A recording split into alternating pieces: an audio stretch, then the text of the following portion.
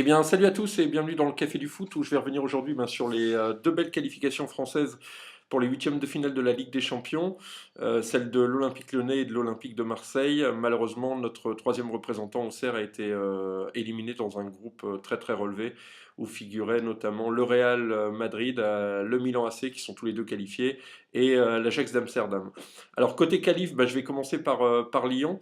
Lyon qui avait très très bien commencé sa campagne européenne en remportant ses trois premiers matchs, donc 9 points au terme des matchs allés, et puis qui est en train de montrer un tout autre visage, puisque Lyon, sur les deux derniers matchs, a pris 4 buts à Lisbonne face au Benfica et 3 buts hier soir à Schalke, ce qui fait quand même beaucoup avant d'affronter les cadors européens lors des huitièmes de finale. Et puis du côté de Marseille, c'était un peu le cheminement inverse, puisque l'OM a mal démarré sa campagne avec une défaite à domicile face au Spartak, avant de s'incliner logiquement à Chelsea. Et puis l'OM a su redresser la barre en battant deux fois Zilina, le petit poussé du groupe, et puis en s'imposant, on va dire brillamment, mardi soir du côté de Moscou. Voilà, ceci étant dit, c'est bien, ça fait du bien d'avoir deux clubs français qualifiés en huitième. Voilà, maintenant, ces deux équipes vont pouvoir attendre sur le front européen le printemps plus ou moins sereinement. Moi, le point qui m'embête un peu d'une façon globale, c'est l'ambition des clubs français, que ce soit en Coupe d'Europe ou en championnat.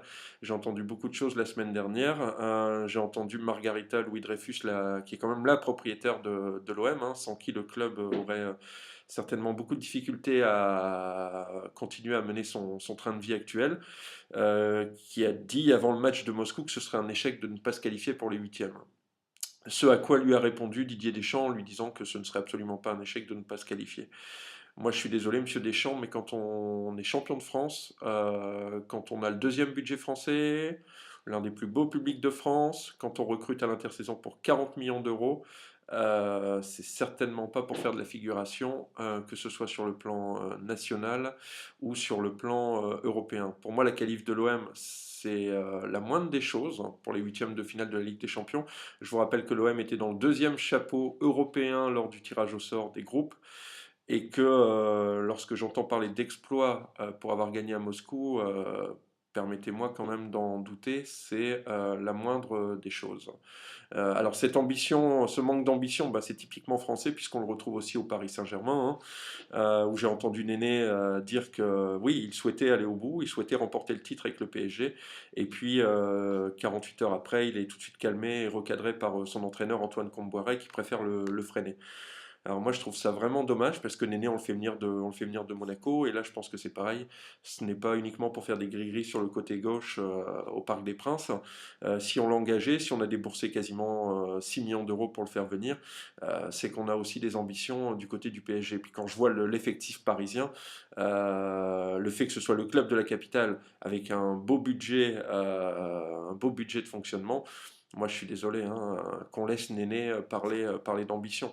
Alors, le seul qui ait parlé d'ambition cette semaine et à qui on n'a pas fait le reproche de l'être ambitieux, c'est un petit jeune, c'est peut-être ça, c'est peut-être l'insouciance, mais en tout cas, on ne l'a pas recadré.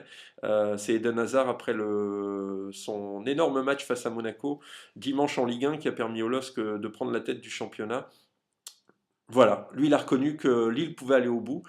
Et Lille, ce n'est que le sixième budget français, mais à voir le niveau déployé par Eden Hazard et ses coéquipiers et la force de frappe offensive, voilà, Lille dévoile ses ambitions et contrairement à ce que pourraient croire beaucoup, ce n'est pas de l'arrogance. Je trouve que c'est de l'ambition vraiment très très bien placée.